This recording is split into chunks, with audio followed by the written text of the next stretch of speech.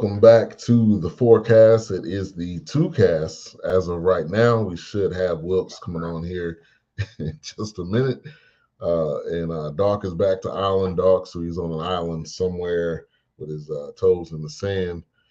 So hopefully he is enjoying himself.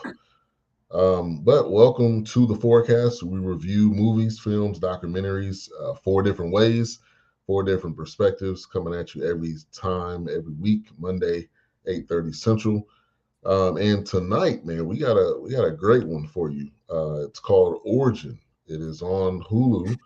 It is a film kind of slash documentary directed by Ava DuVernay and also starring Aunjanue Ellis. And it really goes into a film. It's a biographical drama. And over the course of the film, Isabel Wilkerson travels throughout Germany, India, and the United States to research the caste system in each country's history. And it is all of that. It's 2 hours long, and it's not one of those, we kind of get into initial thoughts. I know, A-Trap, I know you're doing good, so I'm I gotta ask you. But unless you're not doing good, unless we need to talk. Good.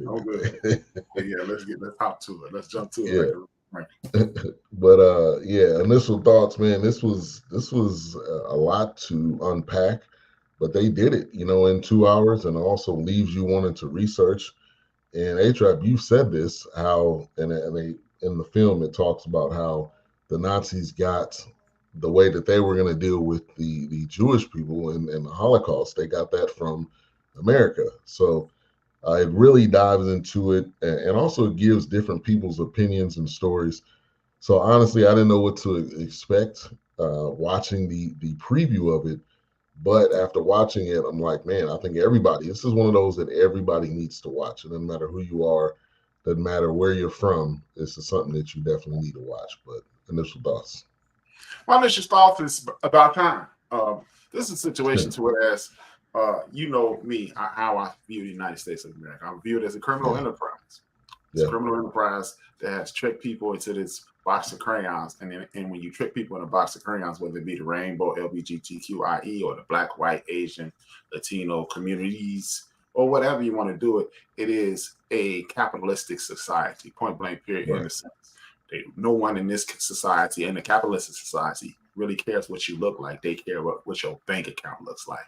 Right. And until the Black community, the community we are part of, actually stops and realizes they don't hate you because they're deviants. It's not that because you're Black, they're deviants. And if they can't exploit you, they will destroy you. And once we come to grips with that, then we'll be able to deal with the strife and the stresses that comes along with being a United States citizen. Right. It's all facts, man. And that's perfect timing with what's going on right now. Obviously, with the election, obviously with that inferiority complex of I'm better than you and you're less than me, and that goes across people, across areas. I mean, in plain and simple, when you see somebody that's homeless, they're not all one race. They're not all from one place. It's everybody. So everybody on all ends of the spectrum. So this film almost brought me to tears. Some of the moments in this was really, really pulled at me. I mean, because she did a great job with the imaging of it. And I think the symphony type music, especially in the high moments and the down moments, Ava DuVernay definitely gets her going to get her a round of applause right now, because she did an amazing job. But it opens up with Trayvon Martin, and immediately I was like, okay, that's Trayvon Martin, or this is something that they're doing it similar to Trayvon Martin. But obviously, you could tell the situation. But kind of when we were reviewing Book of Clarence, she put it in an imagery that we could see and understand, made it relatable. He's talking on the phone with his girlfriend, like, hey, I'm gonna come over, I'm gonna cook you breakfast and do it, and just showing the realness of who this kid was, that a lot of times we don't really get to see that part. So I felt like she did a great job with the opening, and him walking home. Now they didn't show the actual part of it, but later on they showed they played the 911 call, and I was wondering if that was the legit call, if that was a reenactment. But give me your thoughts on that. I mean, it was most definitely a wonderful situation to where what she did was pulled us into the situation. She got everybody's attention. Quite sure if you watch this and you're not from our community, there's a little bit of eye rolling. Like, here we go again. And then when you watch it, it stirs up emotion. And then if you're in the middle, then you're trying to figure out what's going on. These are the things that need to be talked about. We refuse to talk about these things in the United States of America. That's why they continue to permeate throughout, from border to border, coast to coast, and up until and including the moment we talk about these things, have these conversations, and come to grips with you're in a system in which you are seeing less than.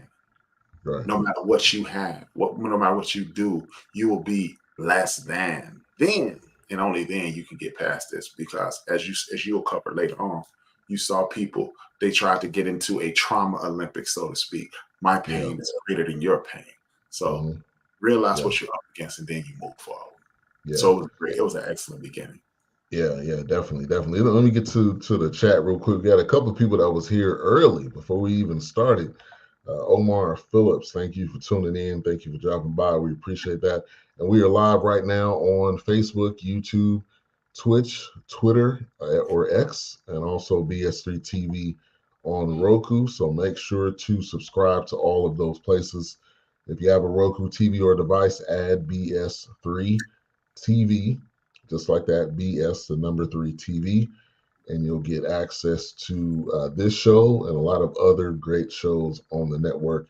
And then the End of the Bench Media, make sure to subscribe to that channel as well. We also have Alvin T. Watkins, man. Sound like a pastor, or exactly, Reverend Alvin T. Or you can say A.T. Watkins. That's what they do sometimes. Hey, Denise, Milk and Cookies in the building. How you doing? Good evening. Good to see you, MC. Washing the truck and listen. All right, we definitely appreciate that. And I would highly recommend everyone to watch this. Again, it's on Hulu, and I don't know how long it's going to be on there. I think it came out 2023, but this is one of those that you definitely got to watch. I felt like the opening was led you in, like you said, and it kind of opened it up to what this was going to be. And I think John Berthal did a great job. That he played Brett, her husband, and I know him more of as like a action. He's in Punisher. He was in The Walking Dead. But he did a great job. I felt like even though he didn't get a lot of screen time, spoiler alert, he ends up dying. But I feel like in the time he had, he did a good job. Yeah, he did. He played the role. He did the thing. And I like the representation of him. He was a white man who was not white manning. He was just a husband. He was a neighbor. He was playing the role of a neighbor. He just happened to be white. And this is, again, up until and including the moment we start addressing each other as such. There is only one race. There's the human race. And we allow these people at the top to put us in this box of crayons. So now you pick a color and that's your color. These borders don't even exist. Now, don't get me wrong. I am a person who believes in tribal situations. Nature dictates tribe. When you have a group of, like when you watch the Discovery Channel, things of that nature, you have a group of Cape buffalo. They only go so far in every direction because they understand it. If I go to this far, they're cheetah there. They're lions. Then you got the rhinoceros areas. You have the lion, the elephant areas. You have a myriad of areas in which you can't venture too far into. And if you go any further, you'll be in danger. Honestly, with the people who are identified as indigenous to North America, you had over 300 different tribes. So we are a tribal people, but these borders have been created so we will adhere to them and understand these borders. Maybe this might step on a few toes, but I got on hard shoes, so you better pull your toes back.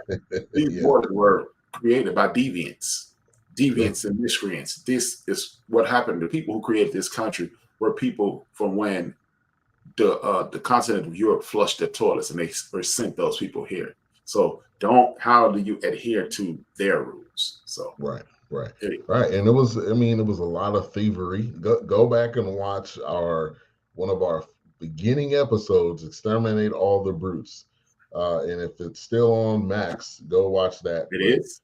Okay, good. Go watch that, because it is built on thievery. It is built on distrust and dishonesty and just conniving and scheming and treating people that you wouldn't even treat yourself, or your mom or your sister or anybody. What's up, Knox, in the building? Anthony. So Aunjanue Ellis, and shout out to her. We've reviewed a couple of things that she's been in. She plays Isabel. This is based off of a true events, a true story. Isabel Wilkerson actually wrote this book, and so it's really based on her navigation through these different countries to really look into Caste and what it's about. And actually, Aunjanue and John Berthal were both in King Richard. Now, they had different roles, but they've been in different things together. So they probably already had some chemistry there as far as on screen. So great job to both of them. And immediately, kind of early on, she does a flashback into the German, and it talks kind of a love story with Irma and another gentleman, August and Irma. Irma was Jewish and August was German. So, really, you see that this is not just a black or white thing. This is more of a worldwide thing, and how it transcends, different cultures and different locations. So seeing that kind of opening, what was your thoughts on that particular scene? And also I'll say this, they showed that throughout different parts. So it's almost like 3 or 4 different stories kind of in one with people. And I felt like she did a good job with that. Well, I didn't see it as 3 or 4 different stories. I looked at it as a continuum of hate, the root of hate, how hate is, basically the roots. The people are the roots of hate. But nationalism is the tree, and it bears the fruit of hate. And this is how the hate manifests itself if it is unchecked. And we haven't done anything in the world to check this hate. We just continue to push it into other areas. It was pushed south of Europe, and that's where the hate came on the continent. And then it was pushed east of Europe, and that's where the hate came with the Crusades and Christianity, when people were coming to people's doors telling them, "Hey, you either gonna pray to my God or I'm gonna kill you." I'm gonna kill you right now. Yeah. Went the other direction when the transatlantic slave trade, when they divvied up the world and put their languages throughout the world, and then they start telling lies, and those lies, like the fact that they want us to believe that 20 million people were captured and brought across the ocean at 300 a pop. They still be bringing people over here at 300 a time, 20 million. That means it's not enough people in Europe to have people shipped over here at that rate. Right. So you're looking at situations to whereas, for whatever reason, European people have taken it upon themselves to put themselves at the top ranking of this capitalist system, and once they did that, it was a domino effect, and then people, if it's right, it's right, if it's brown, it's down, and we continue to do that to this day. Number one selling product on earth, skin bleaching cream. Really? Yeah. Wow. Number one selling product in the world. All right, let's bring them on. Wilkes, aka Mayhem, aka the Chef. What's going on? Fresh off parole. Yeah, pretty much. Ankle bracelet on. Yeah, man. Good to see you. Glad to have you on. So we just kind of talking about some of the beginnings of Origin, the opening with the Trayvon Martin, and then it gets into we already kind of talked about John Berthal and how great of a job I feel like he did in this role. Yeah, that guy. Kind of give me your initial thoughts. I really liked the beginning and the opening, and kind of having that foreshadowing and where they were leading to, and just listening. Was that the actual 911 call? I don't know if that was. That's what we were wondering. That's what we were wondering. That's what I was wondering too. I mean, it sounded legit. Yeah, I felt like it was, but Yeah, no, I enjoyed that. I thought the opening was really powerful. And of course, as I'm watching that, it's going through my mind like how many non-black people are willing to watch this Yeah, facts. before they even know what it's leading into. Mm-hmm. Because like I was telling my wife, and I've said this before, we have so much information on our community, so many documentations and so many movies and so many recreations and reenactments. It's like, are you willing to watch through that? Do you feel like you're being called out?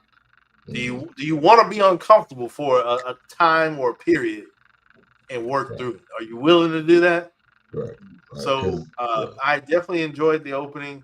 I mean, even the part where they were wrestling and the screaming he was doing for help and just trying to get people's attention. I mean, that right there alone was like crazy. Yeah. You know that was Zimmerman screaming though, right? Zimmerman, but I didn't know that. Yeah, it seemed like Zimmerman screaming. That's not Trayvon. Trayvon, but it looked like Trayvon was screaming at the point. No. Zimmerman is the person screaming on that call. So why do they have it that Trayvon was showing the part that he was screaming? I was wondering that too because they had in the scuffle they had Trayvon on the bottom. The reason he shot him because Trayvon was on top of him beating the hell out of him. But then they made it seem like he was trying to get people outside to help them. Yeah, he was trying to get people to get this boy, this young punk up off me, man. Yeah. Oh my God. That's being nosy. He was getting beat. Right. He claimed he was being UFC fights being. He must have just watched them. Yeah. Right. Of course, nobody goes outside, and the lady's like, "Oh, I hear screaming," but you don't go to the window. Right. But they I think that when women get accosted, they tell them not to scream. They say yell fire because people run at you when you yell fire. Oh, gosh. I've heard that. Well, that part was still pretty. Like I'm like, man, this is crazy right now. Yeah. Like, what is happening? And I think no matter how many years passes, this is still raw. Oh, this is like absolutely. Yeah, like George Floyd is still raw. I mean, it's not. I don't know. I don't think we should ever, and I think also we should never get comfortable with stuff like that. That we should never be like, oh, that was just Trayvon Martin, because I think that diminishes the humanity and the value, of him as a person. Mm. Yeah, but I felt like that was a great opening. Kind of gives you a sense of where it's going, and then we kind of talked about August, who was a German, and then his wife Irma, who was Jewish, and they showed that, which they showed it throughout different parts of the film, which I felt like that was another great job of telling different stories, but showing how they all link together. And A-Trap, you mentioned this, and I had this down on my notes, like that trauma, just like trauma versus trauma, and nobody wins. Nobody wins in that situation. You trading trauma or talking about whose is worse. It was all bad. It was all horrible. There wasn't no best or worse. I mean, it's not an award. I mean, so when we compare, I think that just ends up hurting feelings at the end of the day. Yeah, most definitely. But that's what the conversation is designed to do. When you bring up your pain and I bring up my pain, we're not actually listening to each other. What we're doing is outdoing each other. It's a narcissistic point of view. I must tell you about my pain. Forget about your pain. We're not talking about your pain right now. What about me? I'm hurt as well. And when you can only focus on your own hurt, there's a lack of empathy. There's a lack of compassion. Therefore, this problem will never be resolved, because when I tell you, then I stub my toe, you go, I twist my ankle. Then Wills go, hey, man, I twisted my knee. We're all in pain. Yeah. Right, exactly. Right. And mine's not greater than yours. Yeah. Right, exactly. It's just like one of the things that has nothing to do with pain. One of the things that when I hear this a lot. I've watched it over my lifetime. When people go, when you're having a horrible day, and I start venting to you guys, and then one of the people goes, hey man, it's a lot of people worse off than you. You shouldn't complain. Are you outside your mind? Just because I broke my leg and somebody dying of COVID and somebody got cancer, somebody dying of AIDS, that don't heal my leg. I'm in pain. Right. Yeah. Exactly. You know what I mean? So I ain't gonna die, but my leg is broken and I'm hurting right now. I need you to empathize with me, and that, in my personal opinion, is where the disconnect lies, because no one can say, hey, man, I wish I could do something about your leg, or can I take you to the hospital, or can I take you to the emergency room? Sometimes you just need to let it out.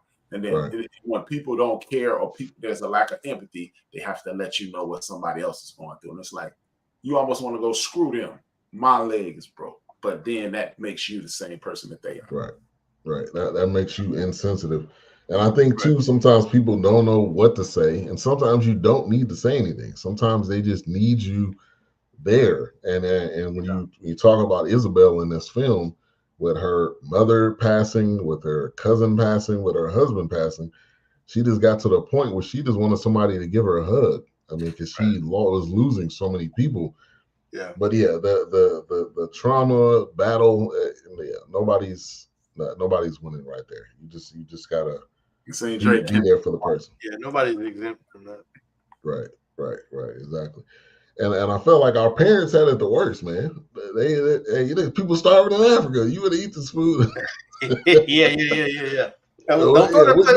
This little bump on the elbow. I had to walk 20 miles to school and all that kind of stuff. Both ways, uphill, both ways. Right, uphill.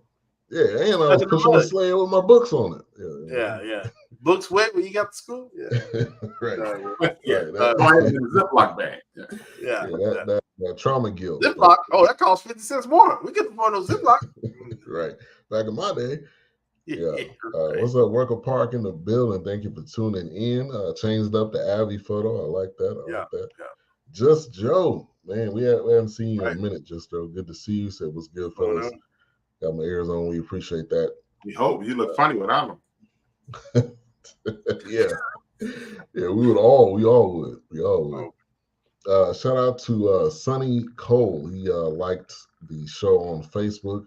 We appreciate that. Appreciate your continued support. A lot of the shows on BSV Network, I see your interaction and your likes and shares, so we appreciate that very much. Just Joe laughing. And I felt like this showed different generations. When it came to the mom, her response was to Trayvon Martin, we're not supposed to intimidate whites, and we supposed to walk around, and that was that generation.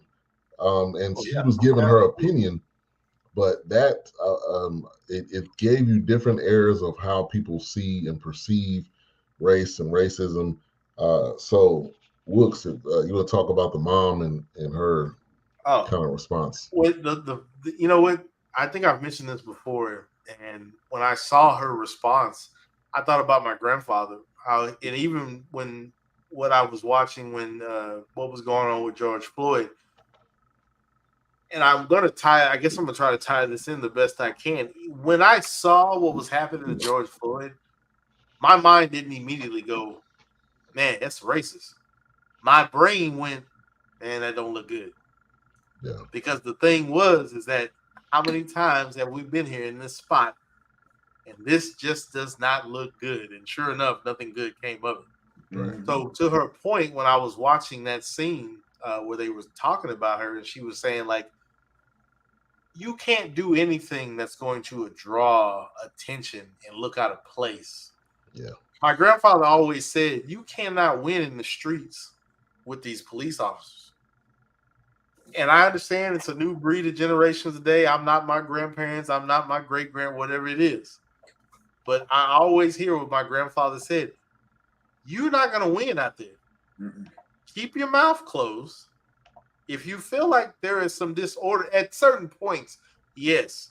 But I think he's talking about, hey, if you make it alive down to the station or wherever they're taking you, you need to live to fight another day. Because if not, you may not even live to get there. You might not even make it home. So when I was watching that and just listening to what she was saying, it was like, yeah, hell, you know what? Even I do it today. When I go to my mom's job and she works at a daycare, I don't want to look like the creepy pedophile. Why is this man parked in front of the kids? Mom, will you please stop asking me to go to your job? I just don't want to look like whatever. It's like it's in the back of your mind because it's like Who is this guy waiting on? Why is he parked in front of the kid's playground? Like what? Like, Mom, please come get this, whatever it is you need to get, because I just don't want to have that appearance and give somebody a reason. But it's just like, I don't want to look like the creep. I don't want to look sticky. Yeah, I don't want to look. Next thing you know, I got Louisville police rolling up on me like, hey, man. Right. Yeah. Excuse me, sir. What you doing outside, sir? Yeah, absolutely. So I mean, I understood what she was saying because it was instilled in her generation. Yeah. I just got an image of you like a man sweating. Yeah, man. You look nervous. Looking out of the window like, hey, come here. Yeah, hey, quick. Yeah. Come here. So yeah, I mean, I understood it completely what she was talking. Her generation, it was instilled. Like even with the conversation she was having later with the lady talking about, you look me in my eyes when you're talking to me. Yeah. Or don't look me in my either. Right. It could have went either way. Right. So it's like one of those things where it's like it's instilled in those generations. Yeah. I mean, you can look at it was passed down. You can look at other movies, and if they don't say sir, the officer's gonna be, excuse me, what's that, boy? What did she say? It's like, oh, she didn't mean no, or he didn't mean no harm. It's just one of those things that's passed down.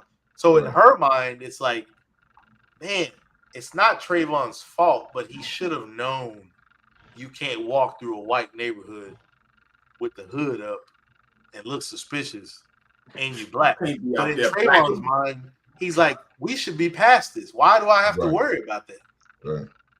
Right. And so we're talking about generations that this story and this mindset has to be passed down to where A-Trap's telling his son this, Wilkes is telling his son this, I'm telling my daughter this in a different way. I mean, it's all just, Here's the crazy thing, and I'm gonna share this, and this happened in 2020, and I let the floor be open. I had a friend of ours that was talking about, and I told him, and I said, Steve, I was like, hey, we can't have this conversation at our dinner table. These conversations are different in your household versus my household. That's why I said I'd never forget what my grandfather had always said. Even my grandma didn't have to say it because my grandfather was always saying it. Yeah. And it was one of those things where they come back with, oh, well, that just means you were raised, we have those conversations too in our family. No, you don't. I promise you don't. Yeah. I promise you don't have that same conversation. No. Yeah, no. Not to the degree. Not to that degree, yeah. I know you don't. Yeah. Because my color, my race, my background, my ethnic is not your color, not your race, not your I know you're not having that conversation. Yeah. I know you're not. Hey, I was raised with that conversation. Right. And a prime example, again, going back to the cast, there's a documentary on Netflix. I think it's on multiple, but it's about the Murdoch family. Yeah.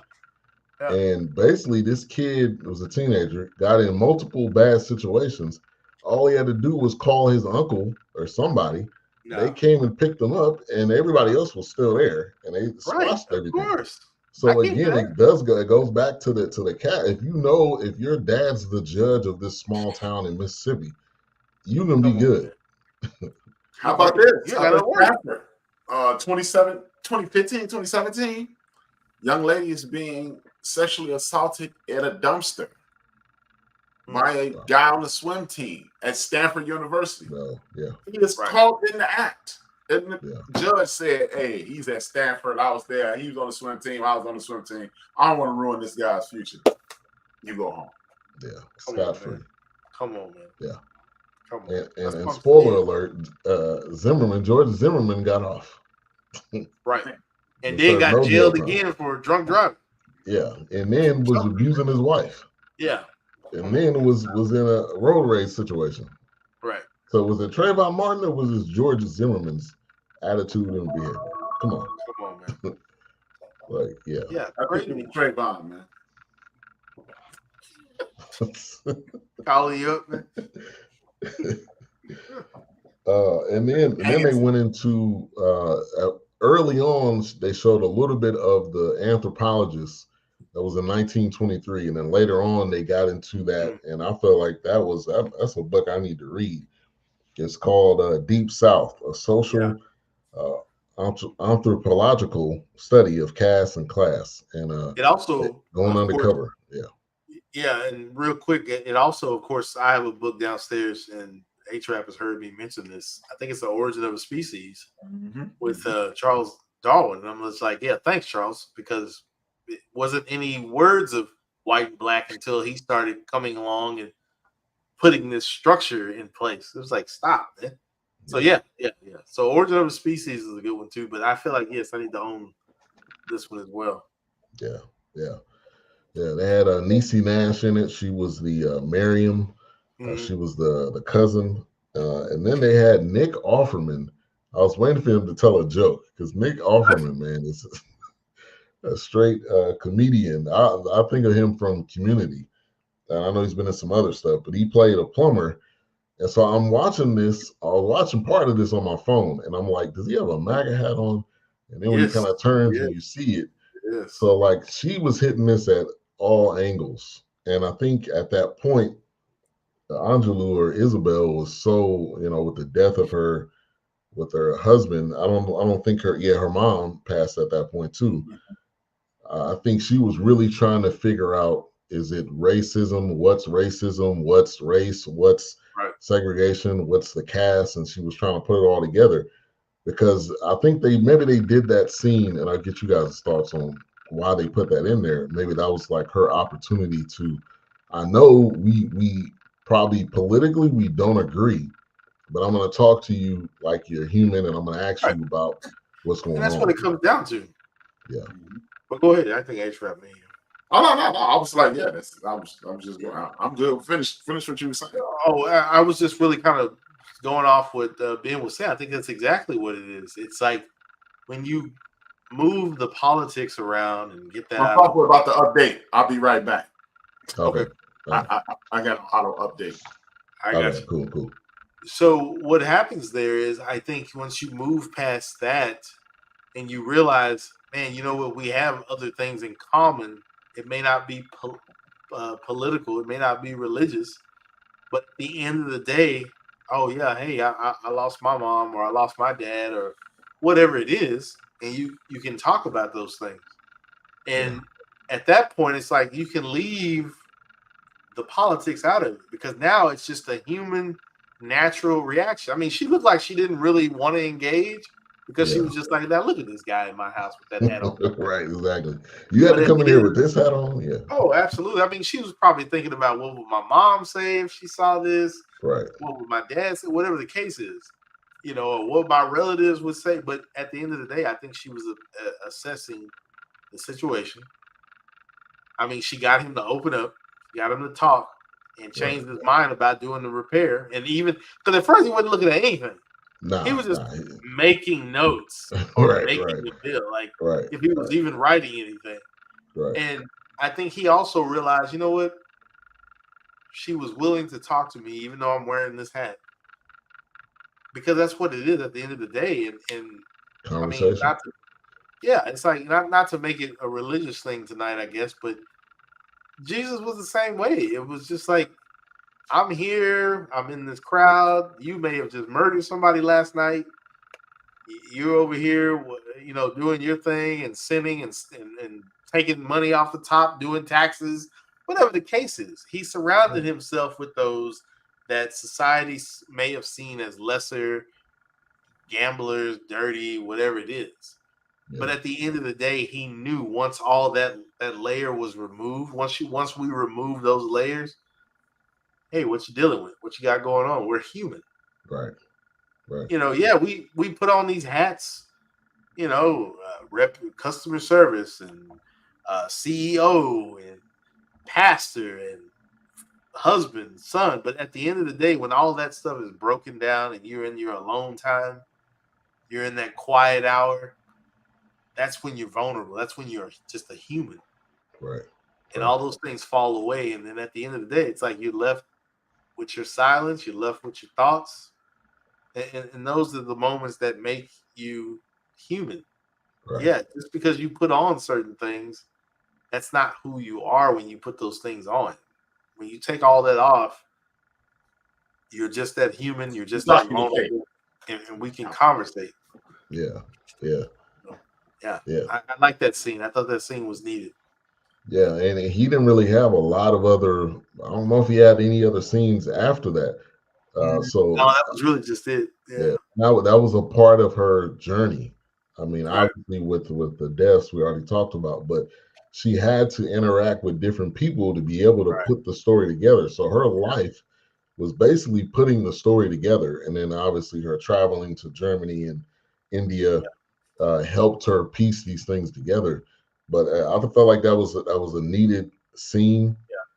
Yeah. And Yeah, because it was definitely a scene where it was like, okay, I'm gonna engage this person and pick his brain. Right. Kinda. I'm gonna make him open up. I'm picking it as much as I don't really want to do this, but I mean, you can see it on her face. It was all kinds of things were going through her mind. Right. Now, why does fool come in my house with his hat on? And he go to work like this wearing his hat? Right. You know, stuff like that, you know, but it was just, it's one of those things where it's like, I have to engage because I can tell he feels uncomfortable. Right. He's not even looking at anything. He's not trying to assess the damage. You know, you're already ready to bill me and write out a bill, an invoice. Right, an invoice. You haven't even looked at it. Right, true. Yeah, anything you wanted to add on that, HR? Oh yeah, I really appreciated that too, because it gives you a perfect example of Black life in America. This is what we live with. We have to go to work and deal with microaggressions. A MAGA hat. You go to work, see a MAGA hat. What you gonna do? You don't do anything. If you went to your supervisor, your manager, the district manager, or the owner's office, and he had a MAGA hat, that's really a shot at you. And he knows it. I'm not that person. I just support racism. Okay, cool. So this is what you have to deal with. This is the problem with America today. 1965, the Civil Rights Act made racism illegal. 2016, Donald Trump made it legal again. Yeah. Unofficially, yeah. Well, you're right. Yeah, you definitely spot on with that. Then it kind of goes into the meeting that she had, where a party or something she was going to, and Wilkes, you mentioned a painting that when she was walking up the steps, that she kind of had to fix her face. Like, how many times have our parents said, "Fix your face before we go into this church, or this store, or this whatever"? Oh, absolutely. Yeah, but talk about that painting that when she was walking. Yeah, I love how Ava DuVernay. I love how she brought that as a kind of a focal point, because it's about Edward, the Black Prince, and he was one that was supposed to, so revered, but he was also feared. I mean, it was also a symbol of, I've got this power, but I will take this power and I will abuse it. I will force my beliefs upon you if you don't fall in place. So just seeing that huge painting in the background, when I recognized it, I was kind of like, man, I love the subtleties of how she's putting these small nuances into place. Of course, I don't consider myself a student of history, but I do love it. I enjoy it. And I'm sure I'm always open to learn more, but just seeing that painting and just how she even dwarfed how tall they are and made that painting bigger than them. You know, it was just like, oh man, this is crazy. And Prince Edward at the time, I mean, even, he was kind of filling in for, I believe, Prince Henry, that was getting sick, or something had happened at that time, by Prince, maybe Henry II, but I can't remember all the information. But just seeing him at that battle and that fallen king that he had slayed, it was just one of those things where it's like, man, she's battling against this certain thing that's trying to construct a class, trying to construct this pyramid of pretty much I'm up here, and the rest of you down here need to do what I need you to do. That painting was saying a lot, pretty much, about what she was dealing with, and like why nobody is really talking about it. And it was interesting to see that. I love to see that painting there, and it was just like when I saw it, I was like, "Oh my gosh, it's crazy," because that was the focus at first, and then of course here come the conversation. Well, I really don't know how that connects. Right. And that's just like us trying to explain Juneteenth to somebody that doesn't know what it is. That's us trying to explain what our culture is and what the picnic is and what the family reunions. That's basically what that was. That's what I took that as, her trying to explain what's going on in her mind, and people are just like, I don't get it. That doesn't make any sense. You're not trying to get it. Right. Because you're not willing to turn off what you think because you believe this. If I stop believing this, then I've got nothing else to live for. Yeah, you do. If you just turn it off for a minute and just listen and absorb it and say, you know what, this is something important to this person that they're going to this great length of doing, that I'm going to listen. And then I'm going to find out, you know what, maybe I am a little prejudiced. Maybe I am a little racist. Maybe I wasn't listening. Maybe I was trying to block it out and act like it didn't exist. Yeah, it makes you uncomfortable. Listen to it, because I'm not just crazy. I'm not just making this stuff up. Right. Exactly. No one wants to listen, though. If you really think about it, no one wants to listen. Because if you listen, then you have to change. And you change, that might be a change of power. You have a change of power. You might put yourself in the ground. Who wants to volunteer to go lay on the ground? No one. So this is why this is why we always have this issue until people get to the point where they want to deal with the issues, not defend themselves or defend their culture. Right. You know, you wouldn't, if I got hit by a bus, it doesn't make a difference if I was drunk or not. Right. I got hit by a bus.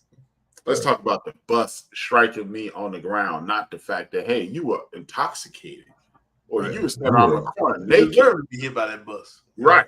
Let's talk about the crime itself. That's not defend the person's right to drive a bus. Right. Because that's not the problem. Him driving the bus isn't the problem. Him driving the bus into my physical form, that's the problem. Let's get that out the way before we address anything. And we refuse to do that. It's a culture in the United States of America. Yeah. And the point was when she said there's a professor, a dollar that's a professor, or maybe said a professor that's a dollar or something. It was like a dollar professor. Like they weren't even listening to how she was saying it and in the tone and the how she was trying to present it to them. And I mean, they knew that she was excited about it, but they were like, nah, this not gonna work. And even when they went to, I think one of the ladies was at that party, and then when she went to Germany, I think that was the same lady. She went to their house, and she was breaking it down even more, and she didn't see it. And that, again, going back to that comparing trauma. Well, this was the Holocaust, and this is slavery. It was different, and you're right. It is different. Yeah. But guess what? If only 6 million of us had died, we would take that. Yeah. Right. And when she broke it down, walking around America today with those tattoos on it. Yeah. Oh, that's the numbers. Oh, absolutely. Yeah. Absolutely. And how she broke it down, and basically saying that it diminished the person.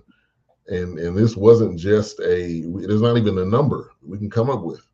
There's not a number where we can say, oh, it was this many people.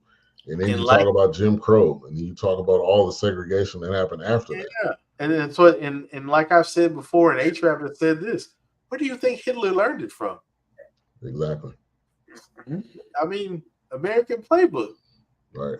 Oh, man. Right. And even then, before that, America was like, oh, well, this is what the Romans did. Oh, wait a minute. Hold on. Wait a minute. This is what maybe the Manders did. Oh, well, we're going to take, trust me. Yeah. It worked. Right. It was successful. And even when they had the meeting with the audio, and she did a great job reenacting that, because I'm sure that's what it looked like. Like, hey, this works for them.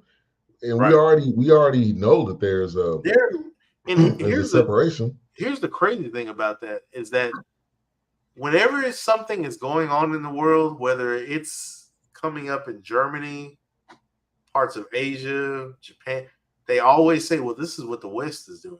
Yeah. This is what the U.S. is doing. Right. It always goes back to the United States. Right. The West.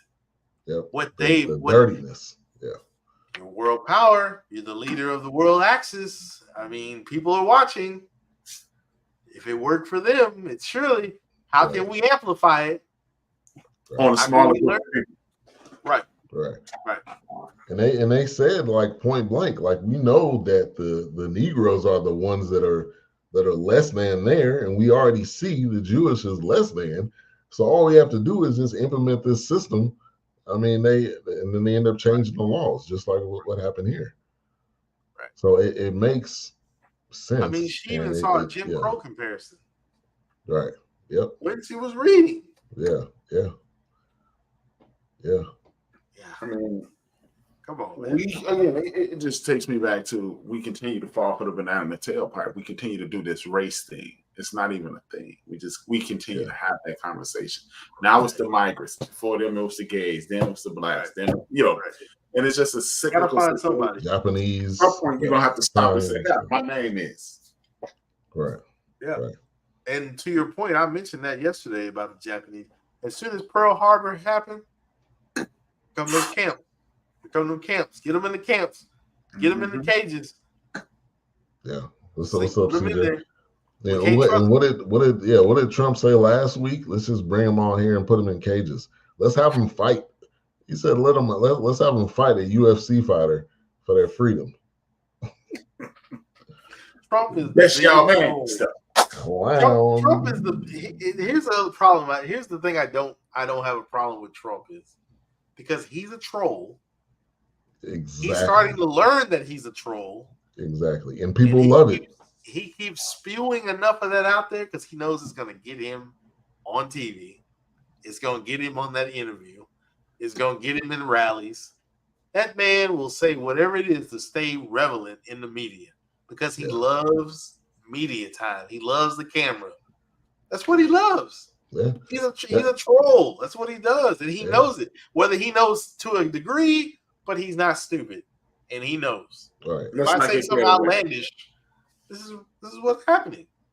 Let's not get carried away. He might be stupid. He's just good at this.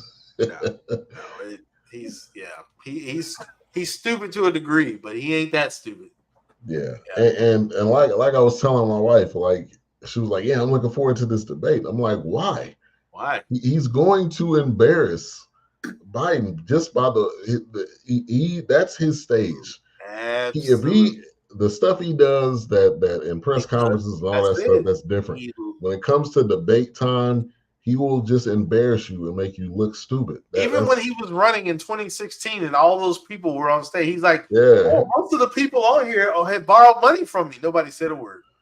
Yeah, when he got on Jeb Bush, man, Jeb Bush got in the car and cried, man. That was his punching bag, man. Come on, he got in the car and cried, okay? I ain't that dude to be a punching bag. Hey, Jeb, I'm going to punch you a little bit tonight. Here's $2 million. Go on and dial it in, man. Hey, see, they said, don't let this distract y'all that Klay Thompson went 0 for 10 in a crucial game. Hey, man, it's a change of scenery, man. Don't let that distract you that Klay Thompson was out with an ACL injury too. So that's also. Hey, Klay is a step up from what they had before. Come see Klay. Come see Klay. Yeah. Yeah. Hey, that's Dallas area people. You know that. Yeah, man. They're gonna have to get a new. They're gonna get a new billboard, man. Right. Exactly. Have them standing next to a Mitsubishi Galant. Yeah, they're gonna have both of them up there. Come see Klay. Which one? Right. Hey, that's a perfect advertiser right there. Oh, don't worry. It's coming. Yeah. Remember I said it. Yeah. Now, go ahead. Actually. No, I was just posing. Now, I think the difference between this and last week, because I know last week I said I didn't like all the jumping around. To me, this one was more smooth. You kind of knew where they were going. Last week, man, it was like 1974, 1967, 1989. I'm like, what are we doing? and it was gimmicky, but we did that last week. We own this week, but the flashback to when she met her husband kind of gave you that backstory, which I feel like that kind of showed how he was like A-Trap, like you said. He wasn't. I'm not coming over here to try to save you in a way to embarrass you, but I'm coming over here to basically show like, hey, you being disrespectful, and I'm gonna invite you over for a piece of cake. How about them cheeks?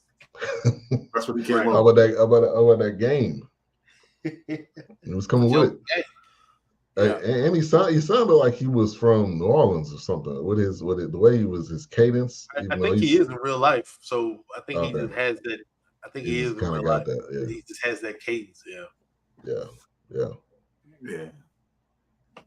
But the Mm-hmm. fact him carrying the mom, I mean, and anybody that's married, you know, if you have a somewhat good relationship with your in-laws, I mean that does wonders, because if you don't, then like you don't want to be around them, and it causes more issues. So they had a great. It seems like they had a great relationship.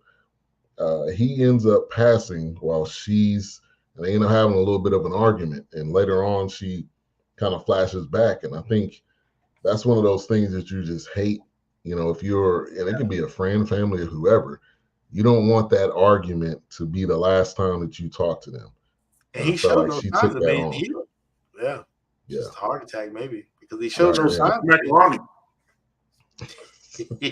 Yeah, some of that pasta, and he was like, "This ain't it. This ain't it, man. It's the big one." Yeah, the pasta got grapes in it, man. I'm done. There's some raisins in the pasta. Raisins in the panini, man. I don't want this. Get out of here, man. I don't want this. Are you kidding me, man? What's this?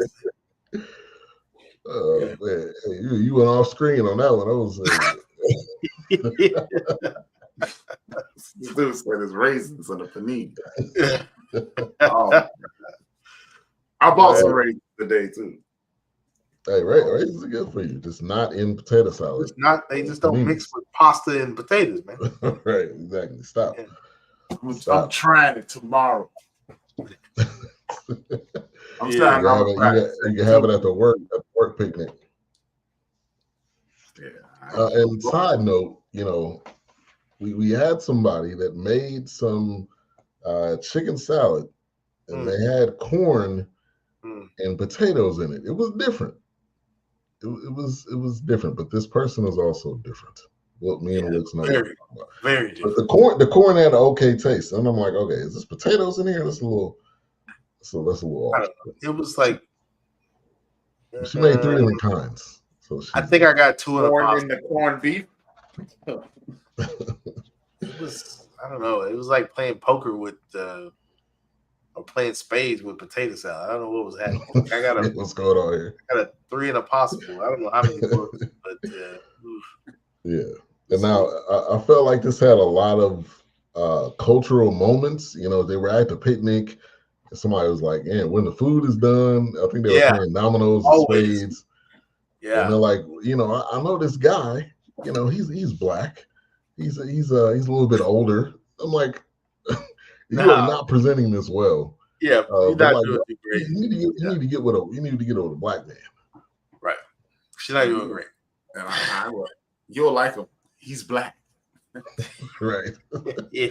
He's about your age or a little bit older. Right. Striking out, man. Striking out. He said corn and potatoes. Nah, he murdered or something. It was a female, so no. But I don't know if you're talking about the movie or the. No, you know what? Yeah, you heard what he said. You read what he said. Yeah, he's talking about that coworker. Nah, it's a female. But yeah, she is off though. His comment still stands. Yes, still true. Still true. Oops, see Jilla. Yeah. Keep it 1,000. Also, make sure to subscribe to Plays by CJ. But like I always say, do not watch it at work. Do not have the volume up, or you will get fired on the spot. Ain't gonna go well. Yeah. The Miss Hale story. And I felt like what this did is told different stories where you didn't know if it was that person. That could have been her personal story. That could have been an acting. But it told stories that were relatable, that we've either seen, heard, or our parents have told us, or somebody have told us. And her name was actually Miss Hale, but the principal was like, "What is your first name?" She was Miss. Again, I'm gonna ask you, girl, what's your first name? So I mean, it's just, and then you go back to the paperwork and you see that was her first name. Right. It's like, I'm not joking. I'm not kidding. Yeah, like why would I lie? What's the point of me, a kid, lying to you, an adult? Now, was the teacher white or black when they were telling that story? It felt like I think she was more surprised that it was another black person. I thought that's what I got from it. Yeah, that's what I was getting from it too. I had to rewind it back to listen in. But I think she was more taken back because of like, man, we fighting the same fight. Man. Right. Really? Exactly. But he's putting on. So, yeah. We're not really fighting the same fight. You're making trouble. Because just like we've heard about Martin Luther King, when we watch some things where he's been in or just information, black people were like, man, you making trouble for us. This is what you want to do? Like when he hit old boy in the chest and come to America. I thought you were somebody else. Yeah, I'm sorry, my bad. Hey, one of the greatest stories ever told, man. The greatest story ever told. I punched this dude in the chest. I look up, it was Muhammad Ali. I mean, my bad. Somebody else. My bad. Eddie was in a league of his own, man. Oh yes. Now, in perfect segue, next week, Beverly Hills Cop. I'm worried, but I hope it's Axel good. F. I am extremely worried because I watched the preview and I didn't laugh at all. I'm disappointed that the world ain't mad at him because his daughter's in this movie. Yeah, she's getting she's arresting him. She's a cop. Yeah, the cop that had him on the car, that's his daughter, Bria. Is that the same one that was in Coming to America too? His daughter was no. I don't know. His older daughter, his oldest daughter was in that one. Well, I don't know if it's his oldest because he said his son-in-law's in this one too. He got a gang of kids. So I don't know. Yeah, who knows what he said? You should hear him interview about his children. It's hilarious. I'm sure. It's out on Wednesday. Wednesday. Yeah. I'm worried about it. Got some of the old actors in it. I don't know, man. If anybody could pull it off, though, it would be him. Yeah. But which, in other words, is kind of like you tried it with Metro, and Metro was. It's like you were trying to off the heels of what Beverly Hills Cop 3 it was. It was just like Metro, man. Like, come on, man. Stop. You heartbroken? You heartbroken, A-Trap? Yeah, man, because I actually like Metro. I'm not telling you, it's not like Pootie Tang. Right. It may have been one of those under the radar movies because people were looking for Axel Foley. I think they were looking for Axel Foley, and they're just if you watch it today, you'll go, that's a 3, 2.5, 3. Yeah. And like I said, I think that's what people were looking for. They were trying to recatch that Beverly Hills Cop. That they were trying to, kind of harness that again. But I didn't think it was too terrible. Yeah, I hear you, CJ. I agree. The remakes are getting out of hand. Like they were doing Beetlejuice. It's hard to recreate the chemistry that you had. It's hard to do it, especially when it was one film. And they're trying 20 years later, you try to do the same thing. Yeah. But the thing about remakes, there's some remakes that we're not old enough to know they're remakes. Well, true. For example, there's a few. Yeah. Man on Fire is a remake. Yeah. Most people don't know it. Was that I feel like that was remake? Was that Paul Newman? Man on Fire? I feel like that was somebody well known. Dakota Fanning, and Denzel, but famous actors. I can't think of their names. Yeah. But I think too, a lot of our kids now are into the nostalgia, so they're kind of using this as a stream bait. They want you to go back and watch the first one, which is gonna run those numbers up, Yeah. And then whatever numbers they give to this one, it's No, they don't they're watch playing 3. the numbers game, huh? Yeah, just don't watch 3. Don't watch 3. Just like with Bad Boys. Bad Boys just came out with another one. I think this is 4. And they put it's its 1, own 2, and Fast 3 and up Furious. on streaming so you can catch up. Right. So I heard it was pretty good though. it was. Yeah, I heard it didn't. well. I wasn't very high on it, but it was good. Well, they say it's that because now it's becoming its own Fast and the Furious universe. But I think they're done. I think they're done after this. You can't. Yeah. I hope so. Martin. Okay, let's go ahead and just say this. Too. Martin is he okay? Yes, but does he need our prayers? Also, yes. He got something that's going on. I don't know what it is. Maybe he's on some medication or something. But in the interview, man, people think I had a stroke. You acting like it. Right? Is he coming back? He said he was doing a tour. He on tour right now. I thought He's coming to Dallas sometime in the near future. Yeah, I hope so for Martin's health. Yeah, I mean, he's going on tour, so it's not like he's slowing down. Unless he's not doing is he's breaking the shows up. But it sounds like he's gonna have other comedians coming along. But hey, Martin is still Martin. He has some funny lines in it. He did his thing. Will Smith, everybody kind of forgot about the slap. The slap is now in the past. Clearly, you don't watch. You're not a Stephen A. Smither. No, I'm not. It's always it's like you find a way to move past because you're caught with the it's Will Smith. Oh wow, it's David Beckham, whatever whatever it is. He's forgetting. Right. So I felt like when she went to India, that's when it kind of went into the more documentary piece, and I felt like she wasn't even acting. Yeah, I felt like that was more just the raw emotion that she was dealing with. Yeah, I don't know if y'all agree. Yeah. Well, that's when she started talking about Martin Luther King. Right. Yeah. I wonder why nobody asked him why he hit Clarence in the chest like that. Oh, I'm sorry. I thought you were somebody else.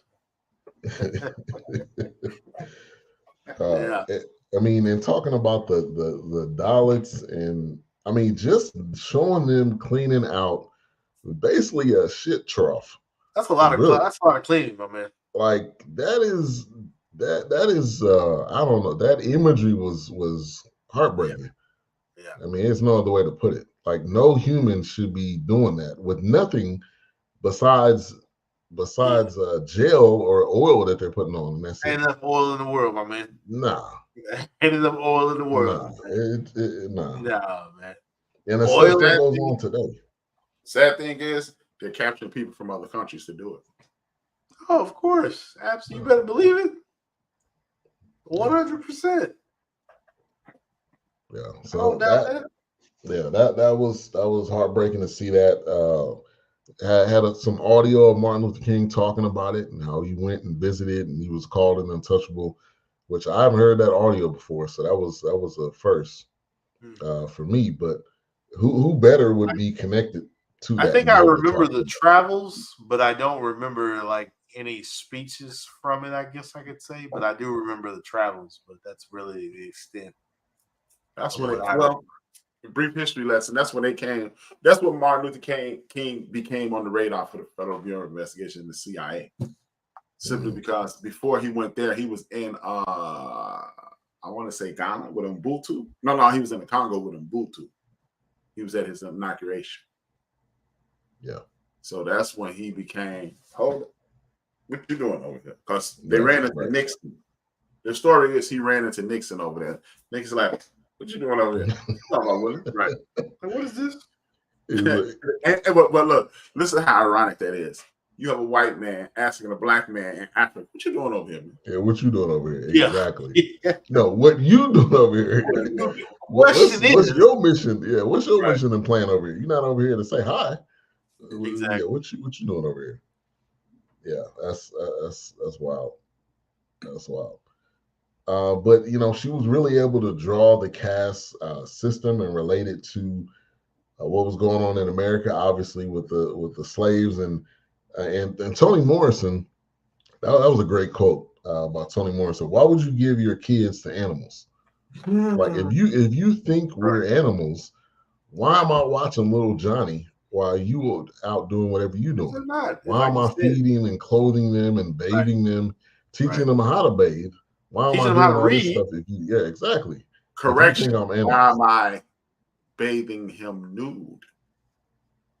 Oh, absolutely. Looking at me as I'm bathing your child or bathing your in-law or somebody else. Or even better question, why am I breastfeeding you? Right. Yep, I'm breastfeeding your child. Absolutely. Right. Exactly. So it goes back to the caste system, which they explained is basically you have a hierarchy, a pyramid, if you will, with the wealthy at the top, the ones that are not as wealthy, not as able to do. Unfortunately, kind of like what I said today. Everybody can't be king. Everybody can't be queen. What's up, my king? No, stop. Stop. Because somebody got to tend to the. They got no employees. Somebody got to tend. Yeah, somebody got to tend to the kids. Somebody got to teach. Right. Somebody got to tend to the sick and shut in and the famine and everybody can't be king, queen, man. Stop. Right. Stop. Yes. Right. Nah, facts. And while she's over there, her cousin ends up passing, and she had to talk to her on the phone. I mean, that was another heartbreaking moment. Like when I seen her coughing, I'm like, nah, please don't die. Yeah. But like, I think that was just, you're on a journey, and you're gonna have roadblocks. You're gonna have things that are gonna be put in your way. You're gonna have distractions, and you're gonna have these things that are gonna try to deter you.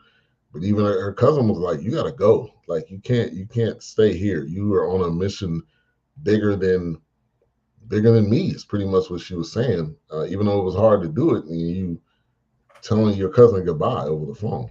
I mean, but it's hard, but she did what was needed. And I think really going to India really put the kind of the icing on the cake about the caste system and how it operates. And I think talking to the different people over there really gave her that information she needed. And she came back into finishing it. But the other one that almost had me in tears was the kid, Al Bright. That one, kids outside laying on a mat and then he said, you can't get in the water. Right. We got to disinfect it. I'm like, don't you touch y'all that hell water. of a lot dirtier than me, and you worried about me getting in the water. Right. When it's like 50 y'all in the water, like little old me is not about to make this dirtier. It's just. I've heard the Black Eagle talk about that moment. Yeah. And talk about this moment. Yeah, it's crazy. But when you're doing that, it is a perfect example of the anguish that it takes to be a Black person on Earth. Not just in America, it's on Earth, or brown person on Earth. Every day you're met with another subjugating problem. Yeah. Right. How do you rest? How do you digest your food? How are you staying healthy? Because that has to be some stress that we can't even imagine. Yeah. Right? Yeah. Oh, absolutely. Yeah. And so just a little bit on Alfred L. Bright was born January 9th, 1940. He passed away October 28, 2019. And Isabel was going to interview him for this, but it was a couple months before he actually ended up passing away, which I'm sure would have been even more of a great addition to have. But he was an American artist and art educator. He became the first African-American full-time faculty member at his alma mater, Youngstown State. His work can be seen in many museums, including the Butler Institute of American Art and the Canton Museum of Art. And he was obviously portrayed in this film as a kid. And those moments of her laying down next to the kid, I felt like that was powerful. Yeah. Her laying down next to her mom. I mean, yeah, that depressing, man. Yeah. I saw that as passing along the trauma. Yeah. Yeah. Just think about it. She laid in bed with her mom. Her mom transitioned. Next thing you know, she's laying in bed with the kid. He ain't gonna get it, and he got to deal with it too, unless I step up and write this book. Yeah. that was kind of her moments because she had a lot of encouragement along the way. Her mom, she had some discouragement too. Some of those colleagues, but she had a lot of her cousin. So it was disappointment, but encouragement along the way. And she did it. She wrote this book, and the rest is history. With the film, Ava DuVernay did a great job. I have a question for both of you guys. What were you thinking when she was in the midst of do and don't write the book? I was thinking, well, first I think she was using her mom kind of as an excuse, and that's what the argument with her husband. But I think she knew it was going to be a lot, and she was going to have to deal with probably some trauma herself. So I don't know. I think that's what I was thinking. Is she really going to do it? Because there's a lot that you're going to have to go through. This is a journey for her as well, not just to write the book. Yeah, I think she realized there were some things she were going to have to face that maybe it was more easier to kind of not get involved. I mean, even when she was listening to the Trayvon Martin, the tape, listening to the 911 call, and then hearing the gunshot, she knew then it was just like, oh man, like what am I getting into? Do I really want to get into this? But it may now it goes beyond this story. But in her mind, she also realized how many people don't realize it goes beyond just this moment. This has been stacking and stacking. I think she was more of like, what am I going to uncover? Do I really want to uncover this? Do I really want to take this on? Do y'all realize what you're asking me to do? Because my mind is just not going to stop at the Trayvon Martin thing. Now my mind is racing about what got us to this point. Right. And I think she was worried about losing herself. I guess not losing herself, but knowing she was going to fall into that. It's my research. It's my work. I got to get this done. I got to present. I got to weave stuff together.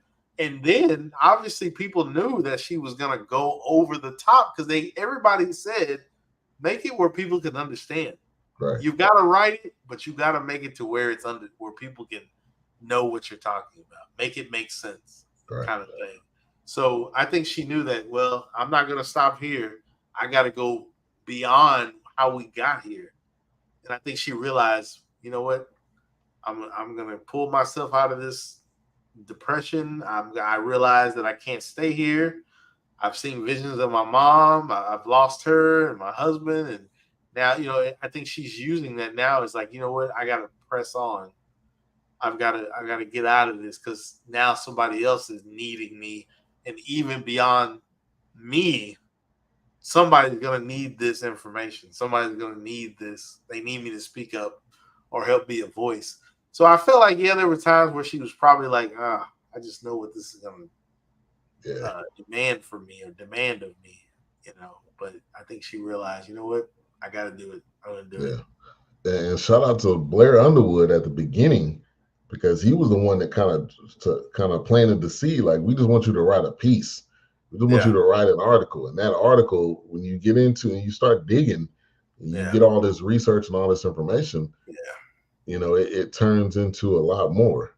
I think she realized it, because that's why I said I think she realized it's going to become more than just what's in front of me. Now it's going to, like, I can't stop here. What brought me to this moment? I got to keep going. So, yeah. Right. Hey-Trap, you frozen? Yeah, I think he froze. Yeah, he fell asleep. Man, I'm that bored, man. In a trance. Yeah, I'm like, man, I didn't know what's up, Keisha in the building? Thank you for tuning in. Keisha? Yeah, appreciate you. We'll bring like somebody over $20. He said he's asleep. Probably would. Yeah. But we'll get him back once we get into final thoughts and all that. But the lynching photo or that imagery too is man. Preparing for this is the family photo, the postcard we're taking. Oh my gosh. You got a kid up on your shoulders like you had a baseball game, you watching fireworks, and they're all pointing up like, that's what he deserved. And that's one of the worst possible ways to die. And then somebody's looking at you like this, like in enjoyment and excitement. Like it gets no other you know, oh, there you go. It's like you froze for a minute. Yeah, did. I didn't even know I froze. I was listening. He was looking at you. Was like, man, this dude got the stillest face ever. Yeah, man, you passed out. Man, you don't want to see him. Got the ghost face, bro. I was like, man, this dude. Yeah. But anyway, if you wanted to add on to, we were talking about the lynching photo. Yeah. See, this goes back to the trauma. It goes back to the trauma situation when we compare traumas. We can't compare traumas. You must have empathy across the board, and when you continue to have empathy across the board, then you can resolve these issues. Pictures and things of that nature, they help, but then what people, like I said, people will go into defending themselves. When you're defending yourself, you're not gonna be listening. Right. You're listening to destroy, not to enhance and move forward. And that's the problem. We continue to say, hey, you look at these pictures, and then somebody go, well, my grandmother was in the Holocaust, and then you got somebody from the indigenous community. Hey, well, you're on my land. Or should we just look at these pictures and go, well, the problem is we are dealing with hatred from all angles at all points. Right. And until we learn how to deal with that hatred and that anger, we will continue to struggle as communities, and then we move forward. Yeah. As a people, we will continue to struggle. Yeah. But that really, and that's why everybody needs to watch this. No matter who you are, you need to watch this, because it, and Wilkes, I wanted to ask you on the music. I felt like the symphony style music went perfect with everything that was going on throughout the entire film. It was, of course, there were some pieces I thought it sounded familiar, and I've stumbled upon some European, Afro-European French artists that have been doing some things. But I love the music. I thought the music was definitely great because it was building those moments of travel and what am I going to find? I'm getting to my destination, and with that intenseness of searching and trying to piece things together. It's like, I know I'm not crazy. I might be crazy, but I know I'm good. I know it's linked somehow. And I've said it before a few times. It's all bigger than us. It's all woven together. It links us, and people can't see it on eye level because maybe it's not meant for you to see it on eye level.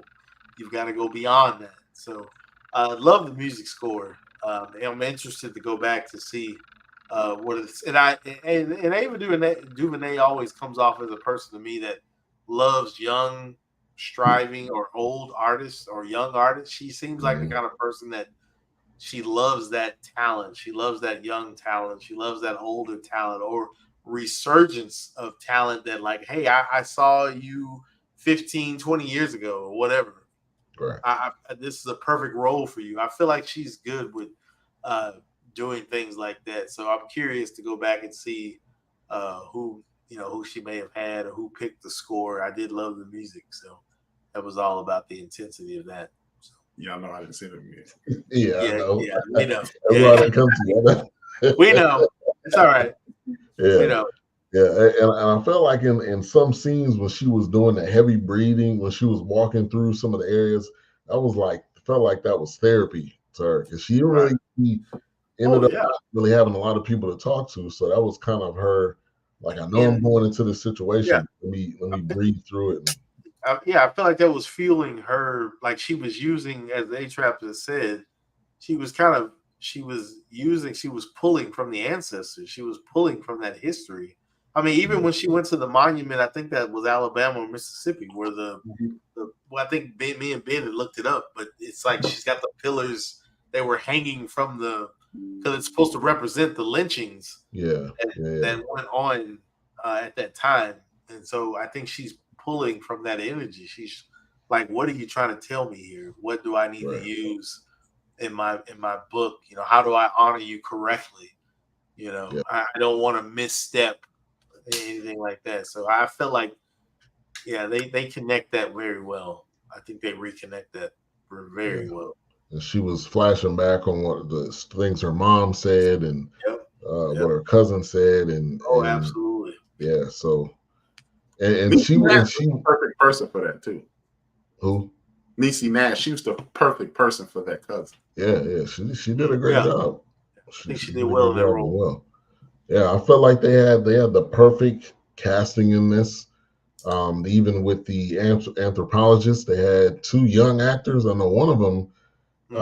I remember her from Hamilton because my daughter likes that. I don't know how you say that, but I was like, damn, I've never seen any of those people. Yeah, I only knew one of the the people of that couple, but and that book again is called Deep South. If you want to find that, they really uncovered a lot. So shout out to them for going undercover, not being able to really talk to each other, moving around because people were like, "Oh no, y'all talk too good, y'all too nosy," or right. But they did it, and they still were friends. So yeah, I felt like this was to get into some final thoughts here. I felt like this was really well done. Ava DuVernay again, another a great film, and she's done quite a bit of high quality films, and she kind of makes me think of somebody that really takes their time when they're doing something like this and not trying to rush through it, which I don't think she rushed. Felt like it gave you everything, the good, the bad, the ugly, and a lot of what had to be dealt with. So I'm gonna go ahead and kick it off. I'm gonna give it a 5. I think it deserves a 5. What are your final thoughts? Oh, those were your final thoughts? Yeah, that was my final thoughts. Okay. Who's next? You. Well, another. Okay.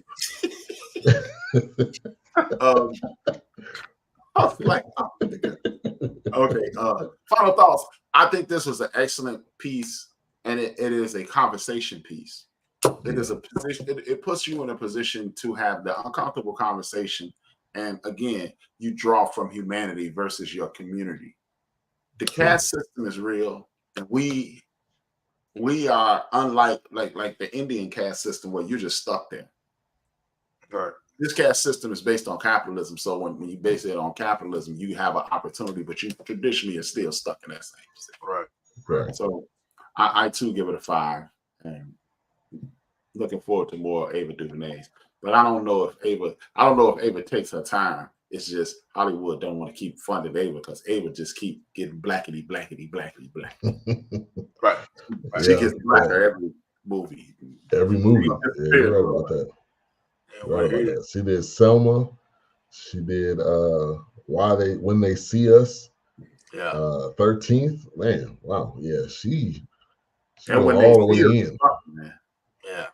Oh, she don't stop us there. Yeah. All right, Wilkes. Yeah, I have to give it a 5. I mean, I had kind of the exterminate the brutes moment, but I like the way it was directed. I like like I said, the music. I was a big fan of that. Once again, Ava DuVernay. I mean, she's doing her thing. She knows how to make you think. I love how the movie also took a documentary role, because toward the end, I felt like the movie ended at one point and it picked up as a documentary. The rest of the way. So I enjoyed that. I look forward to more. I hope she is doing something soon. I haven't looked at what she's got up next, but definitely love the deep diving of this, because it's even used in the medieval period. Like I said, most times the noble people of the city can't just go into the gates of the kingdom.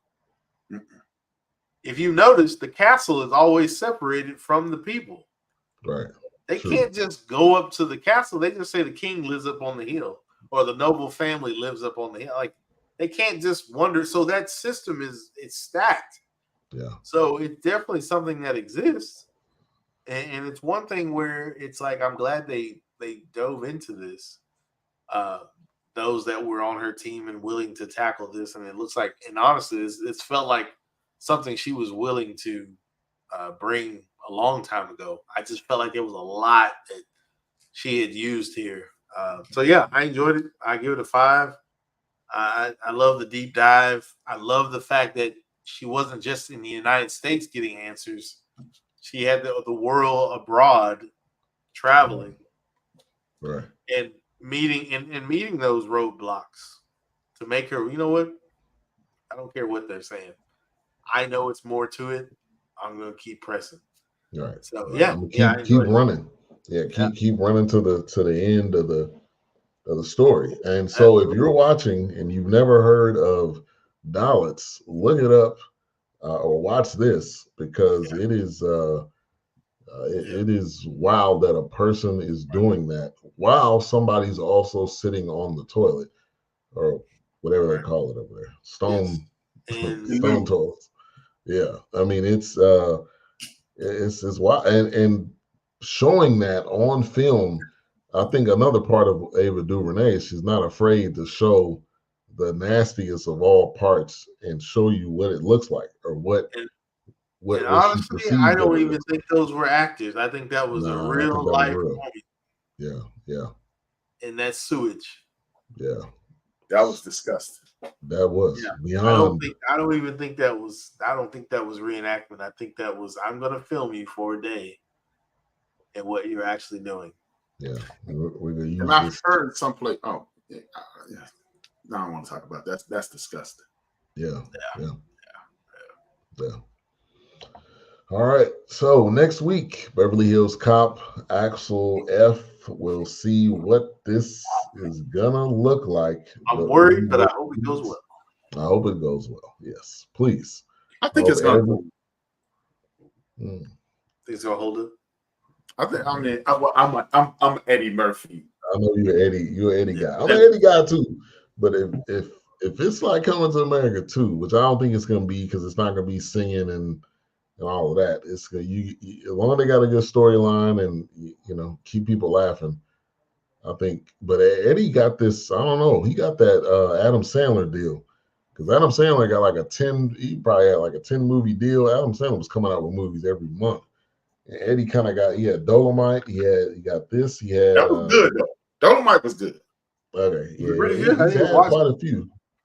He's had quite a few. So Dolomite, but see, they cheated us though. They gave us You People as an Eddie Murphy movie. That is not an Eddie Murphy movie.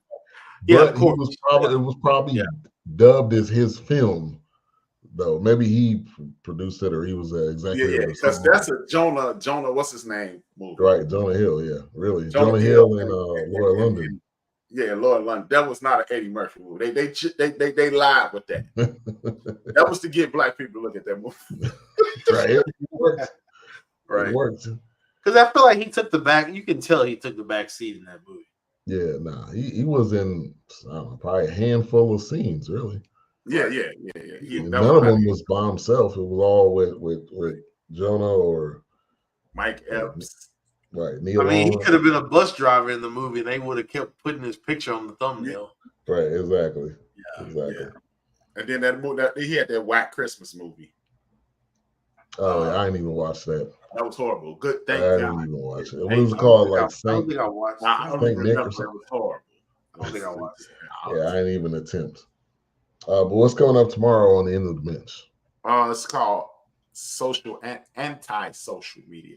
Talk about how the effects of social media has on the general public today. It has gone from a way to connect to a way to separate us. Facts. I 100% agree on that. Make sure to tune in tomorrow, 6 p.m. Central, the End of the Bench Media. And also there's a documentary, I don't remember what it's called, but it's on Netflix, and it talks about how whatever you watch, basically, we all know by now, the algorithm keeps showing you that same stuff. So you just keep looking at it. Right. Unless it's Country Wayne, because I'll be watching a lot of Country Wayne videos on YouTube, and they be giving me all type of trash that ain't got nothing to do with my man Country Wayne. Yeah. And YouTube is a rabbit hole, man. YouTube, you could be Yeah, once you get started on YouTube, that's a wrap. Yeah, it'll be an hour. You looking, scrolling. Now, when you watch a Country Wayne, I'm mad because he got like 1 minute. Most of his videos like 1 minute, aren't they? No, he got like a series now, man. He has a full-blown television show broken up into pieces, like it's Mike and his little family, Ro and her little family, Rafi and his little family, D and his little family, and they all interwoven into the Little Wayne universe. I mean, Country Wayne, Little Wayne. Country Wayne. And it got a stand-up. I haven't watched it. I don't know if you watched it. It's warm. Yeah.